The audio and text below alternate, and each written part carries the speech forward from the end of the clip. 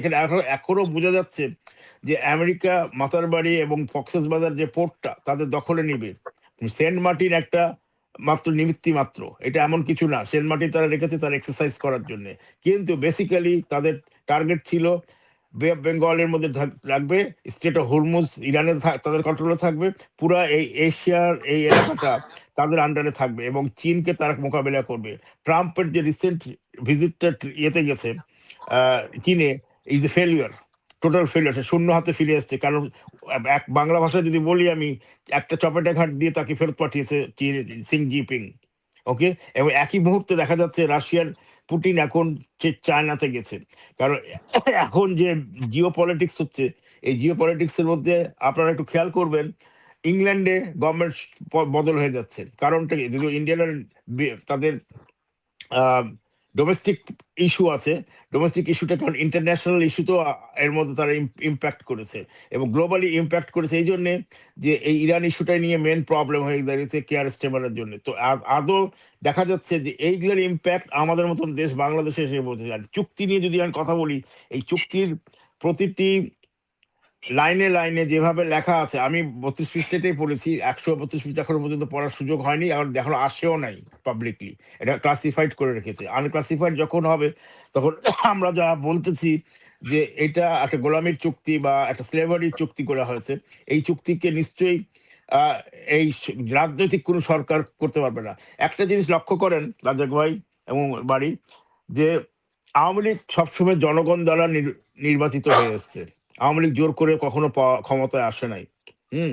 কিন্তু অন্য দল বা এবং সামরিক শাসক যখনই মানে ক্ষমতায় গেছে, বাংলাদেশের ট্রেন্ড যদি আপনি ট্রেন্ডটা ফলো করেন, আমি কালকে এই স্ট্যাটাসটা লিখতে গিয়ে আপলোড করি নাই, এই ট্রেন্ডটা যদি ফলো করেন তাহলে ট্রেন্ড লাইনটা দেখা যাবে যে তারা সবসময় আওয়ামী লীগকে নিষিদ্ধ করে তারপরে পাওয়ারে এসছে। তারা বলে জনগণ তাদেরকে সাপোর্ট করেছে, 51% জনগণ। আমি একটা শুনলাম এই যে স্পিকারের কথা, যে জনগণ যদি চায় আওয়ামী লীগকে আমরা উন্মুক্ত করে দিই, জনগণ চেয়েছে তাদেরকে।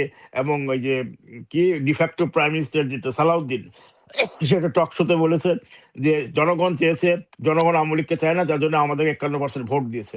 তো জনগণ, তুমি তো তাদেরকে বন্ধ করে রেখেছো, তাদেরকে তুমি আইনগত কার্যরত করতে দিচ্ছ না। তো আমি দেখলাম 71 সালের আগে ইয়াহিয়া খান আওয়ামী লীগকে ব্যান করলো, তার ফলশ্রুতি হলো আমরা বাংলাদেশ স্বাধীন করলাম। বাংলাদেশ স্বাধীনতা যুদ্ধ করেছি, স্বাধীনতা যুদ্ধ করে আমরা দেশ স্বাধীন করেছি হানাদার বাহিনী থেকে। তার পরবর্তীতে আবার 75 সালে বঙ্গবন্ধুকে হত্যা করে আবার আওয়ামী লীগকে ব্যান করা হলো। তার পরবর্তীতে 81 সালে আসলেন, গতকালকে শেখ হাসিনার প্রত্যাবর্তন দিবস গেল, প্রত্যাবর্তন করে আসলেন। তখন এই 81 সালের পরে এসে তিনি আসলেন আধুনিক বাংলাদেশ তৈরি করতে। তার পরবর্তীতে দেখা যাচ্ছে এই যে আধুনিক বাংলাদেশ তৈরি করতে যে তার প্রত্যয়, তার যে একটা দৃঢ়তা, তার একটা প্রজ্ঞা, তার চিন্তা, এই চিন্তাশীল এবং তার যে দূরদৃষ্টিটা, এইটাকে সহ্য করতে না পেরে আবার এরশাদ, তারপরে আবার খালেদা, এরা এসে জোর করবে আওয়ামী লীগকে একটু ব্যান করেছে। আওয়ামী লীগকে কখনোই তারা মানে সত্যিকার ভাবে নির্বাচন করতে দেয় নাই, সবসময় জোর জবস্তি করে তারা জিতেছে। এবং আওয়ামী লীগ যখনই ইলেকশন করেছে সবাইকে ইনভাইট করে ইলেকশন করেছে। কিন্তু পরবর্তীতে দেখা গেছে কি, এরা এই আমেরিকার নজর সবসময় বাংলাদেশ শুরু হওয়ার আগে থেকেই আমাদের উপরে ছিল, এবং শকুনের দৃষ্টি দিয়ে তারা দেখে গেছে যে কিভাবে তারা বঙ্গোপসাগর এবং নিবে। তো এই যে যে নির্বাচনের কথাটা বলছিলাম আমি, ওখানে আমি ব্যাক করে আসি। তো প্রতিবারই আওয়ামী লীগকে মানে থামিয়ে রেখে জনগণকে থামানো হয়েছে, জনগণকে বলা হয়েছে তোমরা আওয়ামী লীগের পথে যেও না। কিন্তু আওয়ামী লীগ দেশের জন্য করেছে, এবং এটা হিস্ট্রিতে আছে। এটা হিস্ট্রি যদি কেউ ভুল রেখে, আমার বলার কিছু না, হিস্ট্রি বিকৃতি করার একটা অভ্যাস বাঙালিদের আছে। কিন্তু বাংলাদেশের বাঙালিদের আমি একটা কথাই বলবো, যারা বাংলাদেশে আছেন তারা আপনারা দয়া করে চিন্তা করে দেখেন, এই যে সরকারগুলো আসে, এই সরকারগুলো এসে এসে জোর জবস্তি করে কখনোই জনগণের নির্বাচনে প্রকৃত নির্বাচন করে আসে নাই। প্রকৃত নির্বাচন করে এসছে সবসময় আওয়ামী লীগ এসছে, যতবারই এসছে আওয়ামী লীগ এসছে।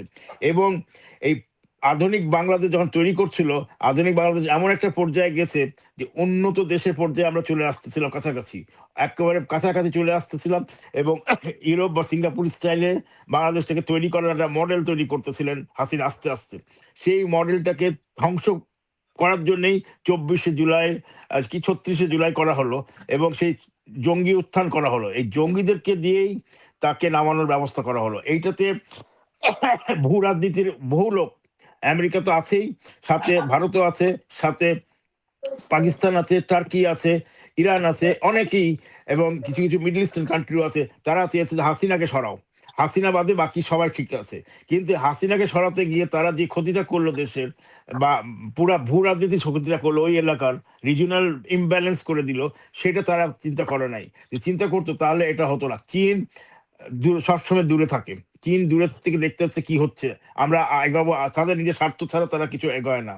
সুতরাং আমার ধারণা এবং আমার দৃঢ় বিশ্বাস, এই যে চুক্তিটা যেটা করেছে, এই চুক্তি থেকে তারেক জিয়া বেরিয়ে আসতে অনেক কষ্ট পাবে, এত সহজ না। চুক্তি সে প্রথম দিনই বাতিল করতে পারতো, কিন্তু সে ভয়ে করে নাই যদি তাকে সরিয়ে দেওয়া হয়, কিন্তু তাকে এমনিও সরিয়ে দিবে, কারণ তাকে রাখতে পারবে না, কারণ সে যে অঙ্গীকার করে এসছে সে অঙ্গীকার রাখে নাই।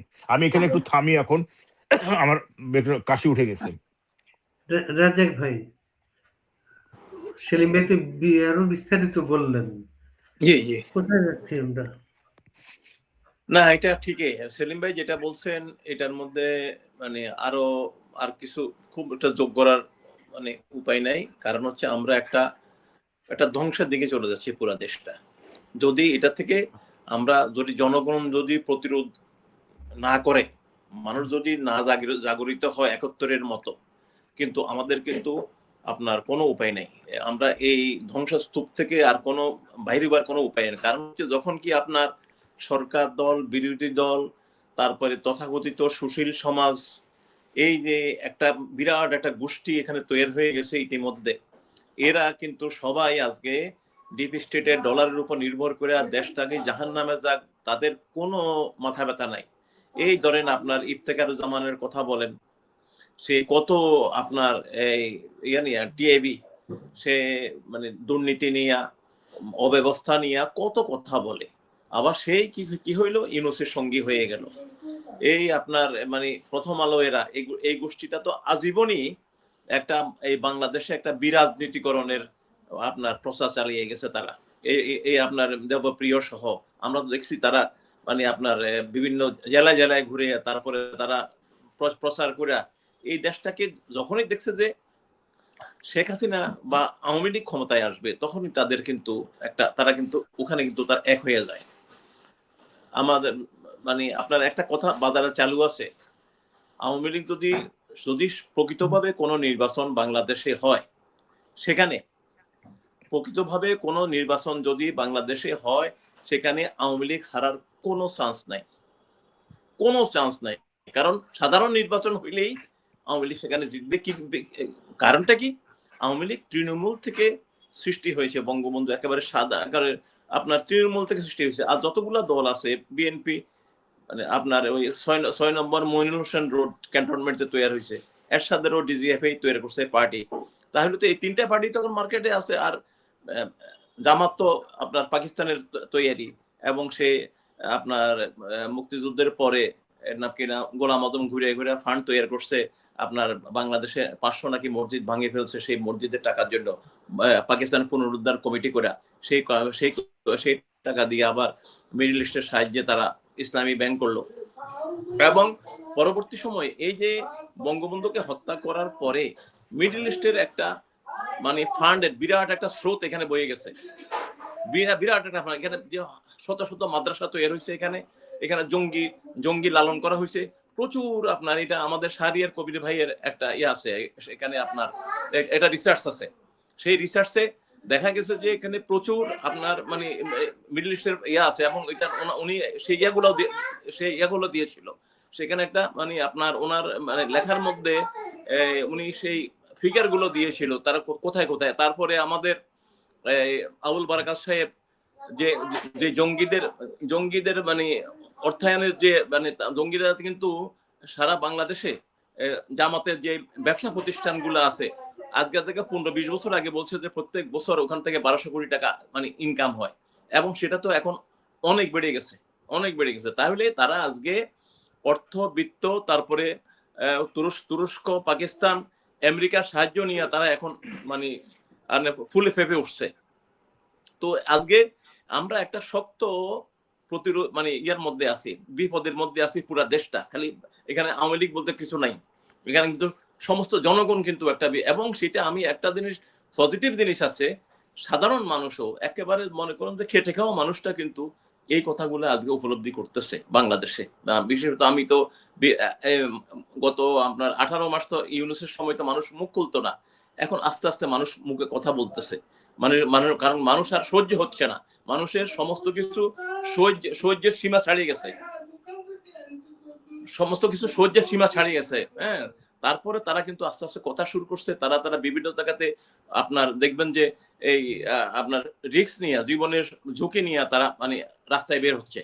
এবং সাধারণ যারা এতদিন যারা আপনার যারা বুদ্ধি মানে আমাদের কিছু সাংস্কৃতিক সংগঠন যারা আছিল, তারাও কিন্তু ঝুঁকি নিয়ে মাঝে মাঝে ছোট ছোট মানববন্ধন করতেছে, এই অবস্থা আর কি। তো যাই হোক, এখন আমাদেরকে এখান থেকে উত্তরণের পথ, যেই আমরা বিপদগুলা বলছি, বিপদগুলা আর বলার কোনো অপেক্ষা রাখে না, এটা সমস্ত মানুষ কিন্তু বুঝতেছে। এই বিপদকে উত্তরণের একমাত্র উপায় আমাদেরকে একটা আমাদের বাঙালি জাতীয়তাবাদের চেতনায় উদ্বুদ্ধ হয়ে একটা সাংস্কৃতিক মানে আপনার এই সাংস্কৃতিক জাগরণ সৃষ্টি করতে হবে। এবং এই যে মানে টোটাল যে ষড়যন্ত্র, এই ষড়যন্ত্রের বিরুদ্ধে আমাদেরকে আজকে জাগতে হবে। এবং আমি আশাবাদী আমরা বাংলাদেশের মানুষ এইটাকে আনচ্যালেঞ্জ যাইতে দিবে না। যে যেমন 71 দেয় নাই, তারপরে আপনারা মনে আছে ওই যে মানে সেলিম ভাই যেটা বলছেন 86 সালের একটা নির্বাচন হইলো, সেখানে আওয়ামী লীগ পার্টিসিপেট করলো, বাড়ি মনে আছে। 12টার পরে দেখা গেল যে নির্বাচনের ফল প্রকাশ বন্ধ হয়ে গেল, সেটা তখন মিডিয়া কু করে নিয়ে যাওয়া হইলো। তারপরে 88 সালে একতরফা নির্বাচন হইলো, তারপরে 91 সালে একটা নির্বাচন হইলো, সেটাও পিছনে যদি ইতিহাস আমরা ঘাটে দেখা যাবে যে সেদিন কিন্তু আওয়ামী লীগকে মানে হারিয়ে দেওয়া ছিল। 2001 সালেও একই অবস্থা, সেখানে মানে একটা মানে আছে, কথিত আছে যে আমেরিকা ইন্ডিয়া মিলেইয়া সেদিন আওয়ামী লীগকে ক্ষমতায় আসতে দেয় নাই, বিকজ মানে শেখ হাসিনা ওই ইউনিকলের যে গ্যাসটা ভারতে রপ্তানি করতে দেয় নাই। তো এই সব কিছু মিলেইয়া আজকে আমরা গ্লোবাল যে একটা মানে আপনার চক্রের মধ্যে পড়ে গেছি। এই দেশটা যখনই আগায় তখনই আমাদের পিছনে আঘাত করে। আপনি চিন্তা করেন, আপনি সেলিম ভাই যথার্থ বলছেন, যখনই আওয়ামী লীগ ক্ষমতায় আসে দেশটা এগিয়ে যায়। বঙ্গবন্ধু যেমন 74 সালে যে দুর্ভিক্ষটা হইলো, দুর্ভিক্ষের ফলে পরে উনি এমন কিছু আপনার নিলেন মানে প্রোগ্রাম নিলেন, যার ফলে 74-75 সালের আমাদের জিডিপি গ্রোথ ছিল 9.2%। এটা এখন পর্যন্ত কেউ কিন্তু অতিক্রম করতে পারেন নাই। তারপরে 1996 সালে শেখ হাসিনা ক্ষমতায় আসলেন। ক্ষমতায় আসার পরে আপনি দেখেন প্রথমে উনি পার্বত্য যে ইয়ার কি শান্তি চুক্তিটা একটা জায়গা থেকে উনি ওই জায়গাটাকে উনি শান্ত করে দিলেন। তারপরে আপনার ভারতের সাথে আমাদের যে দীর্ঘদিনের গঙ্গা চুক্তিটা পড়েছিল, সেই গঙ্গা চুক্তিটা করলেন। তারপরে আপনার অবকাঠামো মানে গতভাবে আস্তে আস্তে উনি 1700 মেগাওয়াট বিদ্যুৎ নিয়ে শুরু করছেন, সেটাকে 4200 মেগাওয়াটে মানে উন্নীত করলেন। এই যে উনি দেশ, তারপরে উনি ওই সময়ই আপনার কিছুটা এই কমিউনিটি ক্লিনিক, স্বাস্থ্য ব্যবস্থার জন্য কমিউনিটি ক্লিনিকের প্রোগ্রামটা নিলেন। নেওয়ার পরে যখন বিএনপি 2001 সালে ক্ষমতায় আসলো, এটাকে আবার বাতিল করে দিলেন। তো আপনি দেখেন আমাদের ঢাকা শহরের মধ্যে হাতির ঝিল একটা প্রজেক্ট, এটা বিশাল এলাকা, পৃথিবীর বহুত বড় বড় শহরে এত সুন্দর একটা স্থাপনা নাই। সেখানে যে ইঞ্জিনিয়ার কাজ করছে, ওখানে আমাকে বলল যে ওখানে এটা পরিষ্কার করার সময় 2500 টন শুধু মল পরিষ্কার করা লাগছে। আর এখানে ওইটা এখন মানুষের একটা ভ্রমণের জায়গা, বিকালে একটু হাওয়া নেওয়ার জায়গা। তো এখানে তারপরে তো 2009 সাল থেকে শুরু করে মানে 16 বছর যে উন্নয়ন গুলা করছেন, এটা যদি আর এই 5টা বছর যদি শেখ হাসিনা থাকতেন, তাহলে এই আমাদের দেশের চেহারাটা এখন তো বদলে গেছেই, তখন এটাকে চেনা যাইতো না। তখন এটা একটা মানে একটা উচ্চ স্তরে পৌঁছে যেত। এবং আমাদের ওনার টার্গেট ছিল যে আমাদের ইকোনমি এখন পৃথিবীর 35তম, এটাকে 25তম 25th নিয়ে যাওয়া। এবং আমাদের 2030 সালে আমাদের ইকোনমিটা $1 ট্রিলিয়ন হওয়ার কথা। আজকে আমরা মানে সর্বদিক দিয়া আমাদের দেশে আইনের শাসন নাই, আমাদের বিচার ব্যবস্থা শেষ, আমাদের শিক্ষা শেষ। আপনি বিশ্বাস ছাত্রলীগ করার কারণে যেটা শুনতেছি কয়েক লাখ মানে ছেলে মেয়েরা শিক্ষা মানে পরীক্ষা দিতে পারে না। এটা পৃথিবীর কোন ইতিহাসে আছে? সে তার একটা মানে সুশীল নাগরিকরা এই সাবজেক্টটা নিয়ে কেউ কথা বলে না, কিন্তু কেউ না। কথা বলে না। ডেইলি স্টার এত এত টেবিল টেবিল মানে টক কেউ কথা করে বলে না। আয়োজন করে, এই মানে এরা সাবজেক্টে পরীক্ষা দিতে কেউ কথা পারতেছে না, বলে এটা না। কি একটা ভয়ানক। আর কোথাও ওই কায়সার হামিদের মেয়েটা মারা গেল, হ্যাঁ একটা মেয়ে মারা গেছে, এটা অবশ্যই দুঃখজনক, আমরা করি, কিন্তু সে কেন মারা গেছে? সে তো কাউকে তো কেউ হত্যা করে নাই।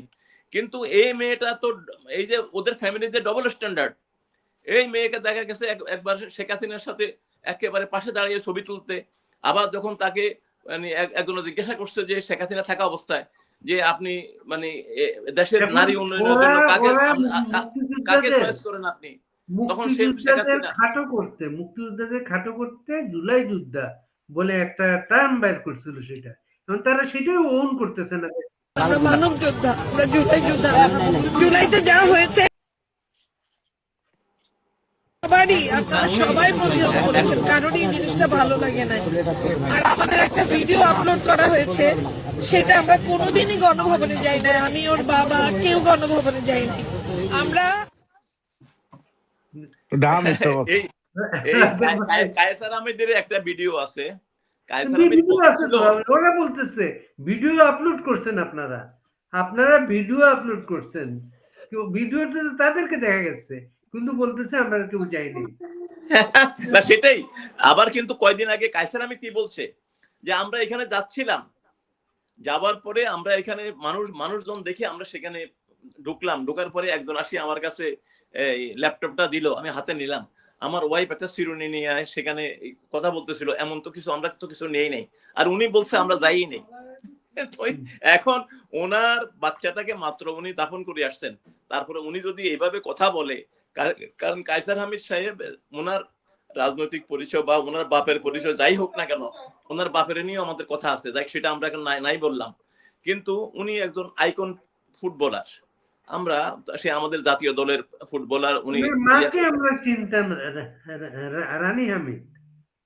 হ্যাঁ, রানী হামিদ মানে ওনার মাও একজন বিশাল দাবাড়ু।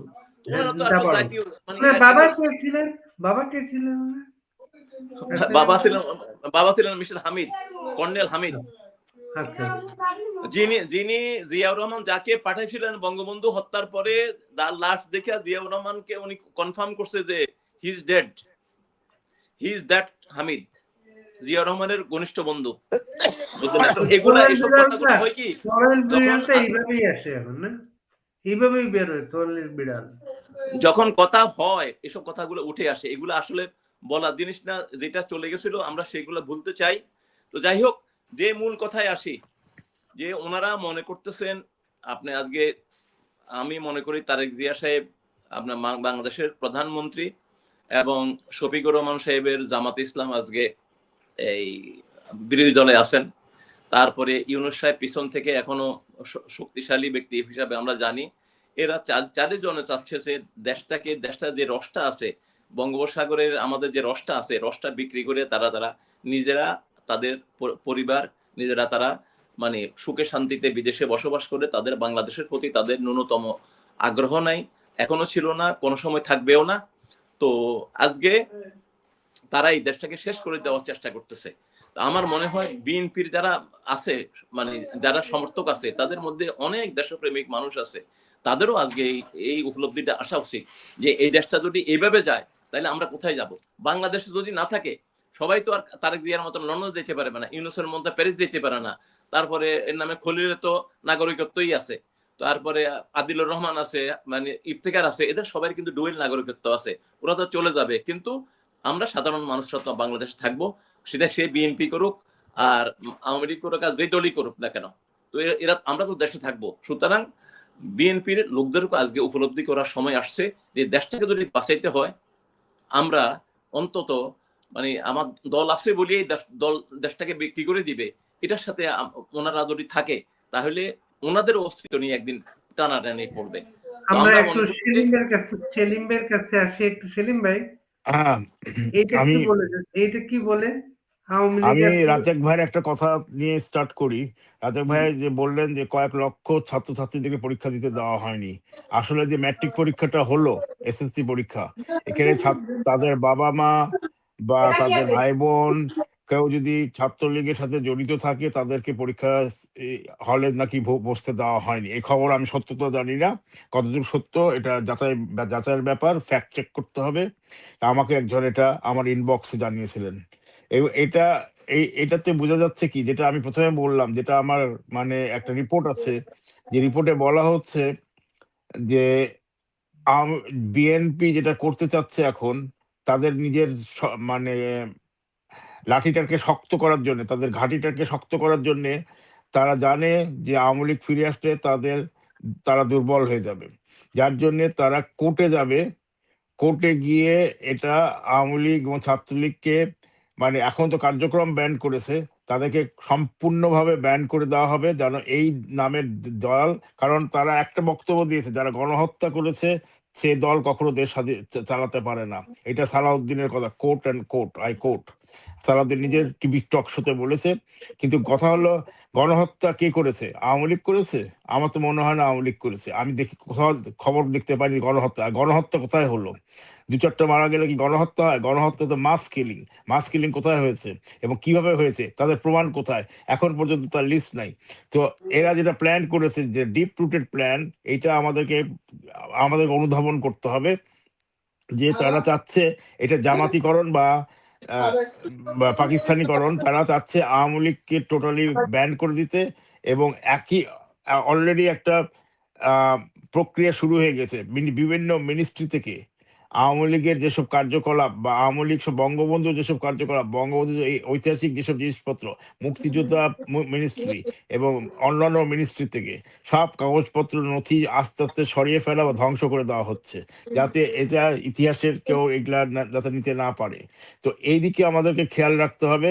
এবং আমি আরো এক ডিগ্রি উপরে রাজ্জাক ভাই সত্যি ভালোভাবে ইভ্যালুয়েট করেছে, কিন্তু এরপরে পরবর্তীতে যেটা করতে হবে, এই যে ডিফেন্স চুক্তিটা হলো, আমি যেটা জানতে চাই, এই যে তারা রাজনৈতিক দল, বিএনপি রাজনৈতিক দল হিসেবে বলে, তারা গণতন্ত্রের মানুষ কন্যা বা তাকে বলা হয় খালেদা জিয়াকে। তো যদি তারা গণতন্ত্রের দল হয়ে থাকে, তাহলে পার্লামেন্টে কেন তারা আনছে না ডিফেন্স বাজেট? কতটুকু বাজেট দিয়ে দিবে তারা, ডিফেন্সে কতটুকু খরচ করা হবে, সামরিক কত, আর্মি কত পাবে, কি কত পাবে, এবং ডিফেন্সের কোথার থেকে কি ক্রয় করবে। আমাদের খুব যেটা ক্লাসিফাইড সেটা ক্লাসিফাইড থাকবে, কিন্তু প্রক্রয়ক্রমে প্রত্যেক দেশেই থাকে ডিফেন্সে কতটা বাজেট ব্যয় করা হচ্ছে। এমনকি আমেরিকার মতো দেশেও থাকে ডিফেন্সে কত টাকা ব্যয় করা হচ্ছে, কত ট্রিলিয়ন ডলার দেওয়া। সেইটা কেন উল্লেখ করা হয় না? এটা উল্লেখ সবসময় দেখা যায় যে ডিফেন্সের বাজেটটা উজ্জ্ব থাকে, মানে বলতেই তারা চায় না। তো এইটা বুঝতে পারলে আমরা বুঝতে পারবো যে আমেরিকানরা কোন পর্যায়ে যে গেছে আমাদেরকে কন্ট্রোল করার জন্য। অলরেডি চলে গেছে এখানে। আর আমরা অলরেডি রাজ্জাক ভাইদের জন্য আমি বিদেশে বসে আছি, বাড়িও বিদেশে আছে, কিন্তু রাজ্জাক ভাই দেশে আছেন। রাজ্জাক ভাইয়ের জন্য আসলে আমার মায়া লাগতেছে যে দেশের মধ্যে তারা একটা গোলামির মধ্যে পড়ে গেলেন। এখন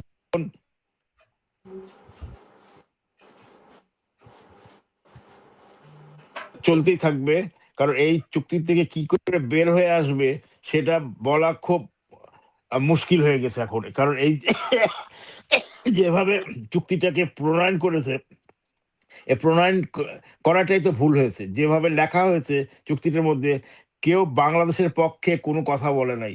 তারা ইয়েস স্যার করে গেছে। কারণ এই যে ইয়েস স্যার করে যাওয়ার যে চুক্তি, এই চুক্তিতে আমাদের দেশের কি ক্ষতি হবে, জনগণের কি ক্ষতি হবে, এইটা কেউ খেয়াল করে নাই। তারা দেশকে উদ্ধার করতে আসে নাই, তারা দেশকে গোলামির জিঞ্জিরে আটকেছে। এবং আমি এই চুক্তি নিয়েই থাকবো, কারণ চুক্তিটার পক্ষে যারাই দাঁড়িয়েছে আজকে, তারা সবাই দেশের শত্রু। তাদেরকে আমাদের জনগণকে উদ্দোলিত করতে হবে। রাজ্জাক ভাই বললেন, জনগণকে না উদ্দোলিত হলে, জনগণ যদি না খাবে, আমাদের যারা আছি, আমরা টকশোতে বা লেখালেখি করতেছি, আমাদের জনগণের প্রতি আহ্বান জানাতে হবে, আপনারা জেগে উঠুন। আপনারা জেগে না উঠলে এটা এইভাবে আমরা চলতে পারে না। আওয়ামী লীগ কারোর দয়া ফিরে আসবে না। আওয়ামী লীগকে ফিরে আসতে হবে রাজনীতিতে। আমি ক্ষমতায় আসার জন্য আমি বলতেছি না আওয়ামী লীগকে রাজনীতিতে ফিরে আসতে হবে। রাজনীতিতে ফিরে এসে সত্যিকার ভাবে রাজনীতি করে দেশকে জানাতে হবে দেশ কোথায় গেছে এখন। এইটাই হচ্ছে এখন আমাদের ক্রাক্স অফ দ্য সিচুয়েশন। কারণ দেশ না বিকৃত হয়ে গেছে, আর দেশের লোক না খেয়ে মরছে, এবং দেশের হামের সিচুয়েশন এত খারাপ, 1500-র উপরে আনঅফিসিয়ালি বাচ্চা মারা গেছে। এই যে খুনি বাটপার ইউনুস, বাটপার আসিফ নজরুল, বাটপার স্বাস্থ্যমন্ত্রী নূরজাহান, এদেরকে কেন কাঠগড়ায় আনা হচ্ছে না এখনো? এই প্রশ্নগুলা কেউ এখন রিট করা হয়েছে একটা, কিন্তু এই প্রশ্নগুলা কেন জনগণ উঠাচ্ছে না? জনগণের তো একে আক্রমণ করা উচিত। এমনকি তারেক জিয়া এক মন্ত্রী বলেছে হামের মতো একটা ছোট ইস্যু নিয়ে দেশকে অস্তিত্ব মানে আনস্টেবল করা হচ্ছে। এটা নট ট্রু। আনস্টেবল, এই হাম একটা সিরিয়াস জিনিস, মিজলস, যেটা এয়ারবোর্ন ডিজিজ। এটা আমার তো মনে হয় এই কুরবানির ঈদে আরো হাজারে হাজারে বাচ্চা অসুস্থ হবে। তো আমি এখানে বলবো যে আমাদের এই চুক্তি থেকে বেড়ে আসার একটাই উপায়, জনগণকে এটা রিভোল্ট করতে হবে। জনগণ যদি এটা না চায়, এই চুক্তি থাকতে পারবে না। জয় বাংলা। রাজ্জাক ভাই, আজকে আপনার শেষ বক্তব্য। জি, আমাদের ওই যে ভাই বললেন তো ওনারা এই চুক্তি দেখেন নাই, কিছু না সিগনেচার করে। আমাদের এখানে দেখবেন যে একটা প্রোগ্রাম ছিল কাজের বিনিময়ে খাদ্য। তো ওনারা ক্ষমতায় বিনিময়ে দেশটা দিয়ে আসছেন। ক্ষমতাটা বসার জন্য আমার পুরা দেশটাকে মানে ওখানে দিয়ে আসছেন। তারপর আবার মানে সেলিম ভাই বলছেন বাজেটের বিষয়। দেখেন আগামী জুন মাস হলো ধরেন মাত্র 1.5 মাস বাকি, মানে এক মাসও বাকি নেই, মানে জুন শুরু হয়ে যাবে। আমরা দেখলাম বাজেট প্রণয়নের আগে আপনার সরকারের পক্ষ থেকে বিভিন্ন স্টেক হোল্ডারের সাথে এফবিসিসিআই, ডিসিসিআই, তারপরে আপনার বিভিন্ন সংস্থাগুলোর সাথে সেখানে বসা হইতো, সবাই থেকে মতামত নেওয়া হইতো, কোন কোন জায়গায় কি করা যাবে সেই কথাগুলো করা হইতো। কিন্তু গত দুইটা এবার বোধহয় থার্ড বাজেট, এই থার্ড বাজেট কোনো বাজেটে কারোর সাথে কথা বলছে এটা আমরা শুনি নাই। তার অর্থ হলো যে কেরানিরা যেটা লিখে দিবে ওনারা সেটা ইয়েতে পড়বে। এবং সবচেয়ে মানে বিষয়টা হলো এই যে তারা সরকার চালাবে, যে বাজেটটা করবে, বাজেটের খরচটা তারা কোত্থেকে চালাবে? আজকে মানে দেশে সরকারের কোনো আয় বলতে কিছু নাই। সরকার এই আয়টা, এই যে আপনার খরচটা মেটাবে, আপনি বলছেন ডিফেন্সের বাজেট কত করবে বা কোনটা কত করবে, হ্যাঁ এখন কাগজে কলমে লিখে দিল। তারপরে আবার কি করবে? এখন ডেফিসিট পড়লে আমেরিকার কাছে ধার নেবে, আমেরিকার কোনো ব্যাংকের কাছে ধার নেবে। তো ধার নিয়ে কি করবে? আমার দেশটাকে পরবর্তী সময় আমরা বঙ্গোপসাগরটাকে তাদেরকে লিখে দিতে হবে। তাদের আপনার মনে আছে 69 সালে আমরা যেটুকু শুনছি তাদের ইয়ে থেকে লিক বাড়িয়েছে। 69 সালে বঙ্গবন্ধু যখন কি জেল থেকে বাইর হলেন, ফারল্যান্ড ওনার কাছে আসিয়া এই মানে আপনার সেন্ট মার্টিন চাইছিল, স্পষ্ট মনে আছে। হ্যাঁ, এখন মস্ত মানে তাদের কিন্তু লক্ষ্যটা কিন্তু মানে দীর্ঘ তাদের টার্গেট থাকে অনেক দিন আগে থেকে। তারা এই আমাদের মানে কি কাজটা তারা করবে। তো এখন তাদের আরেকটা যে লক্ষ্য আমরা যেটা শুনছি যে ওখান দিয়ে একটা খ্রিস্টান স্টেট করা, ইসরায়েলের মতো, মানে ভারতের কিছু অংশ নিয়ে, মিয়ানমারের কিছু অংশ নিয়ে, আমাদের কিছু অংশ নিয়ে, হয়তো তারা যদি এটা এখন যেভাবে এগোচ্ছে একটা সময় সেটা তারা করে ফেলবে। তাহলে এই পুরা রিজিয়নের জন্য, শুধু বাংলাদেশের জন্য না, এই পুরা রিজিয়নের জন্য এটা বিশাল একটা বিপদ ডেকে আনতেছে। এই ট্র্যাপের মধ্যে পাকিস্তান টার্কিও ইনভলভ আছে, কিন্তু তারা বুঝতেছে না যেটা খ্রিস্টান। ইয়া ভাই, সেলিম ভাই সুন্দর একটা কথা বলছেন, পাকিস্তান মানে is working as a broker. হ্যাঁ, এটা করে পাকিস্তানে মানে গত মাসে দেখলাম যে $1.32 বিলিয়ন আইএমএফ থেকে লোন পাইছে। তাদের যে অর্থনৈতিক অবস্থা, এখানে লোন দেওয়ার কথা না, কারণ তাদের রিজার্ভ হইলো $6 না $7 বিলিয়ন। এখানে তো তাদেরকে লোন দেওয়ার কথা না, কিন্তু তাদেরকে লোন দিছে 1.3 মানে $32 বিলিয়ন। হ্যাঁ, এখন হলো যে আমেরিকা থেকে ওদের কাছে কিছু কিছু জাহাজ আছে, এগুলো আমাদের কাছে বিক্রি করে ওই আমেরিকার এখন আসিফ মনির নিয়ে, ওদের সেনাবাহিনীর প্রধান নাকি, হ্যাঁ, তো এখন ওদের আমেরিকার কাছে ওই সেনাবাহিনী প্রধানের দাম বেশি ইয়ে থেকে, আপনার মানে প্রধানমন্ত্রী থেকে। তো আমরা শুনতেছি পাকিস্তানের প্রধানমন্ত্রী বোধহয় এই মাসে না হলেও আগামী মাসে আসতেছে বাংলাদেশে। তো সবকিছু মিলাইয়া একটা আমরা মহা বিপদের মধ্যে আছি। তো যাই হোক, আমাদের একটা কথা আছে বাংলাদেশে, যত মুশকিল তত আসান, বিপদ যত বেশি হবে মুক্তিটা তত কাছে আসবে। তো সুতরাং রাত যত গভীর, তারপরে আমাদের সূর্যের আলোটা তত কাছাকাছি।